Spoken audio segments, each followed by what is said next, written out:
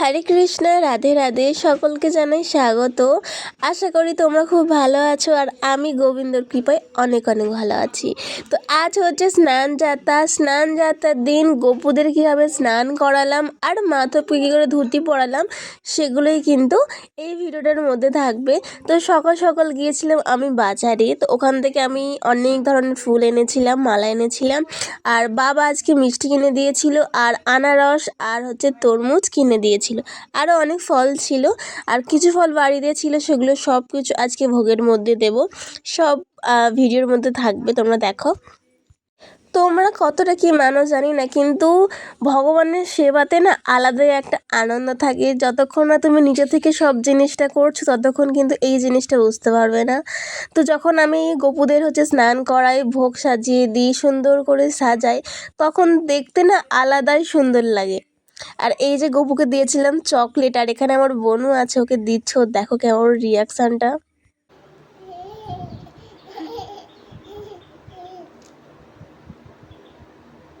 দাও আমায় দাও, দাও গোপাল দাদাকে দেবো, দাও গোপাল দাদাকে দেবো। এ পাপা, পাপা আমার দিয়ে দেখো, গোপাল দাদা খাবে, দাও। দিয়ে দেবো, দিয়ে দেবো, দেবো দেবো, দিদি দিদি। প্রথমে যখন গপুকে দিয়েছিলাম আমি, তো তখনও দেখেছিল, ওকে বলেছিলাম যে আগে গপু খাক তারপর তোমাকে দেবো। তো ওই জন্য আবার যখন ওকে দিচ্ছি তখন বলছে যে না, এবার আমি খাবো। তো এরকমভাবে ওর সাথে একটু খুনসুটি করি, মাঝে মধ্যেই আমার লেগে থাকে।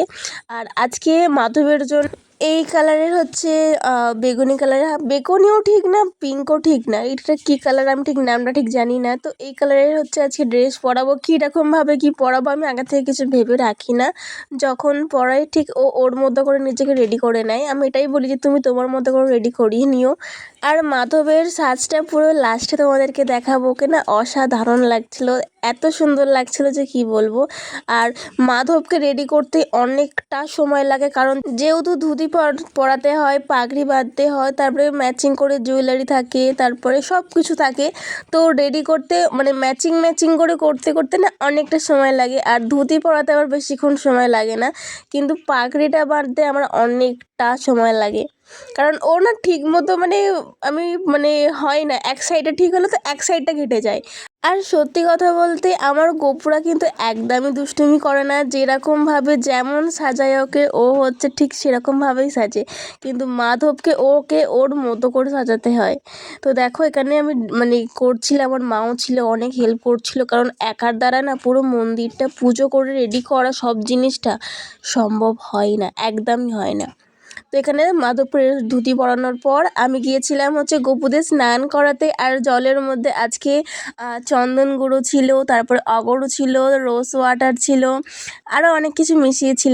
আর ওকে স্নান করাচ্ছিলাম, আর পাশ থেকে আমার বোনু দেখছে যে কি করাচ্ছি আমি। আমি যখনই পুজো ঘরে থাকি তো ও থাকে আমার সাথেই। তো বাবুদেরকে এখানে রেডি করে বসিয়ে দিয়েছি, আর ফুল টুল দিয়ে আমার মা পুরো জিনিসটা সুন্দর করে সাজিয়ে দিয়েছে। আর বেশিরভাগ টাইমটায় কি হয়, আমি গপুকে মাধবদেরকে রেডি করি, আমার মা ফুল টুল দিয়ে বা খাবারগুলো সাজিয়ে দেয়, সরি খাবারই বলি, ভোগগুলো হচ্ছে রেডি করে দেয়, সুন্দর করে সাজিয়ে দেয়। তো তারপরে যে মালাগুলো ফুলগুলো এনেছিলাম সেগুলো এক এক করে সব প্রত্যেকটা ভগবানের গলায় পরিয়ে দিলাম। আর সব ফুটেজ আমি নিতে পারিনি, ছোটো ছোটো করে কিছু কিছু ফুটেজ নিয়েছি, সেগুলো তোমার সাথে শেয়ার করলাম। তো চলো ফাইনালি মাধবকে দেখাই কীরকম লাগছে। তো তোমাদের আজকের এই লুকটা কেমন লাগছে, আর আজকের এই পুরো স্নানযাত্রার ভিডিওটা কেমন লাগলো অবশ্যই কমেন্টে জানিও। মাধবকে গোপুদেরকে কেমন লাগছে সেটাও জানিও। আর সকলকে অনেক অনেক ধন্যবাদ। সাবস্ক্রাইব না করলে সাবস্ক্রাইব করে দিও।